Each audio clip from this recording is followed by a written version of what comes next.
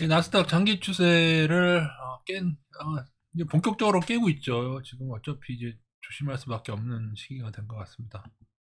제가 요 라인의 인버스를 30%까지 배당을 했는데 너무 많은 거 20% 정도만 해야 되나요? 왜냐면 5일선하고 21선 일봉상에도 배당이 돼 있고 지금 주봉상 20주봉선에 요걸 한 25% 정도로 좀 줄여야 되지 않나 그렇게 좀 보고 있는데 현재는 각 이평선당 여기 200일, 120, 200일을 뺀다고 해도 120일, 60일이 여기 같이 있죠.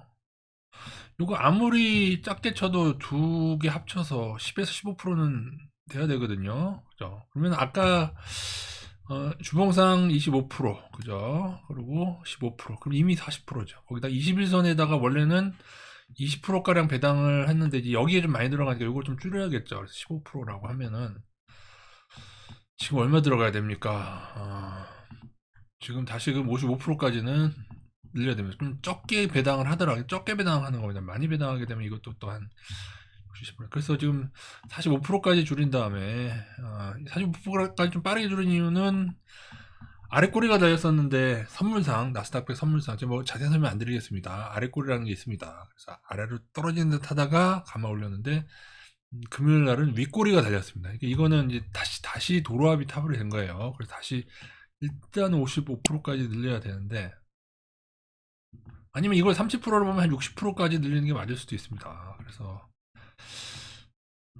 그리고 또 하나는 전저점 뜯겠죠. 사실 이거 깬 것 때문에 60%가 맞을 것 같습니다. 제가 볼 때 60%로 공식 의견은 60%로 늘리는 걸로 하겠습니다. 45%. 45%도 물론 커서 이러면 이제 하락은 충분히 커버가 되죠. 인버스 45%면 그죠? 근데 저희는 장기 추석 깨졌기 때문에 나스닥 자체의 추가 급락을 조금 염두에 두는 겁니다.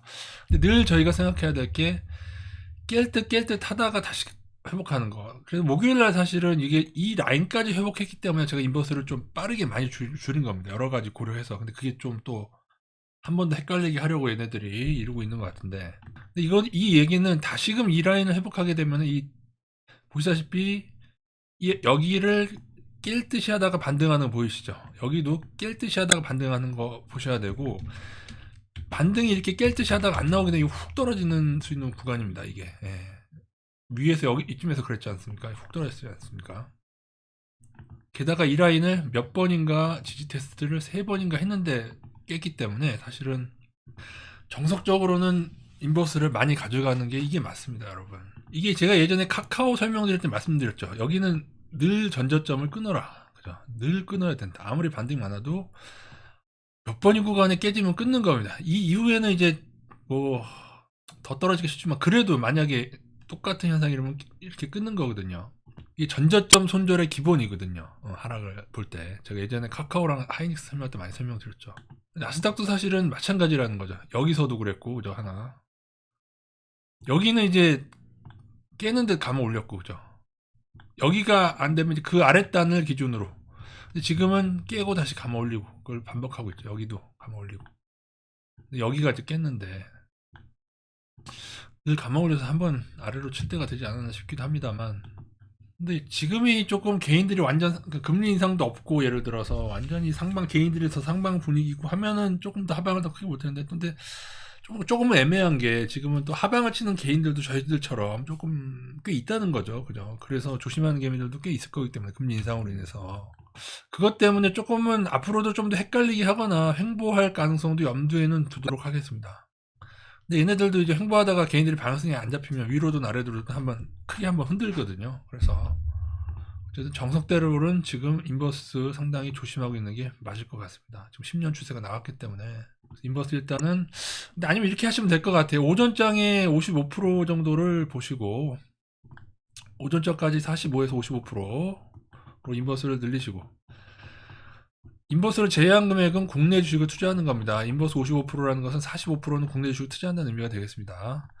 이렇게 하시고 만약에 외인 선물 동향이 코스피가 안 좋아지면 그때 60%로 한 5장에 이렇게 분할로 늘리시거나 아니면은 개인적으로 상황 따라서 코스피랑 나스닥이 약간 디커플링 날 수도 있을지 모르겠어요. 왜냐면은 코스피는 외인 선물이 아주 나쁜 상황은 아니거든요. 그러니까 조금 덜 떨어지던지 나스닥보다 아니면 좀 반등이 더 크던지 그럴 수도 있기 때문에. 근데 또 그렇게 되면 저희가 나스닥 인버스만 또 너무 많이 가져가게 되면은 코스피 또 투자할 게 없기 때문에, 물론 코스피 차트도 지금 좋은 구간은 아닙니다. 지금 깨고 있어서 좋은 구간은 아닌데, 그래도 하이닉스 같은 건 외국인이 들어오고 있어서 삼성전자도 좀 외국인 반영전환 하는 것도 좀 봐야 되고 해서 좀 복잡한 상황입니다. 이번에 인버스는 무조건 나스닥 위주로 좀 많이 늘려요. 나스닥은 전부 다 가져갈 건 55% 나스닥 전부 다 가져갈 건 없지만은 적어도 55% 중에 한 40% 이상은 나스닥 인버스로 가고, 나머지 뭐 15%는 코스피나 코스닥 인버스로 가든지 뭐 그렇게 해야지. 저평가의 우리 시장 인버스 크게 치는 건 좀 그렇고, 나스닥 위주로, 나스닥이 10년 추세 깨졌기 때문에 그렇게 가져가시면 될 것 같습니다. 조금 아쉬운 거는, 이게 좀 선물이랑 너무 고려하다가 이게 또 좀 어떻게 해놓으면은 또 분할로 해놓으면은 또 반대로 가고, 자꾸 반대로 가고, 그래서 근데 이러다가 결국에 방향은 좀 무슨 말이냐면 차트대로만 하는 게 있고 선물을 감안하는 게 있거든요. 지난번에 차트대로 해서 70%의 인버스를 갔더니만 다시 튀어 올랐거든요. 그때 요땐가.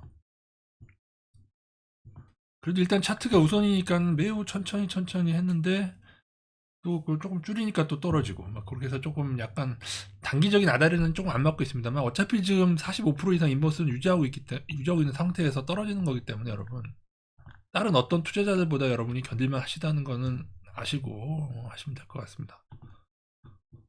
100%인 것하고 인버스가 45% 있는 것하고는 정말 다릅니다, 여러분. 그래서 여기가 아마 요 라인이 아마 여기가 좀 중요할 것 같아요. 단기적으로는 요 라인이 중요하고, 물론 아까 말씀드린 장기 추세가 제일 중요하고, 단기적으로는 요 라인이 중요해서 여기서 대전으로 갈지 광주로 갈지, 아니 대구로 갈지 광주로 갈지가 분기점이 되는데, 지금 좀 여기서 왔다 갔다 하면서 조금 횡보할 가능성도 열어는 두겠습니다. 근데 이거 조만간 못 올라서면은, 차트적으로 이런 모습을 되게 많이 봐가지고요. 요건 말씀, 요렇게 떨어지는 거죠. 최근에도 나온 거죠. 나온 샷이죠. 이렇게. 비슷하죠. 그죠? 여기서도 보시면 여기서 한번 버벅거렸어요. 그죠? 여기서 깨기 전에 한번 버벅거렸다고요. 지금도 깨기 전에 버벅거리고, 여기서는 버벅거리고 다시 올려 붙였고, 여기서는 버벅거리고 떨어졌고, 이해되시죠? 이렇게 될 거냐, 이렇게 될 거냐를 가늠을 하고 있는 중에 있습니다. 복잡하죠. 여러분 이래서면 아실 거 없고 제가 맨날 적어 드리니까. 물론 이제 제가 다는 아니고 여러분이 보시고 판단하고, 저도 약간 미스매치 할 때가 있으니까요.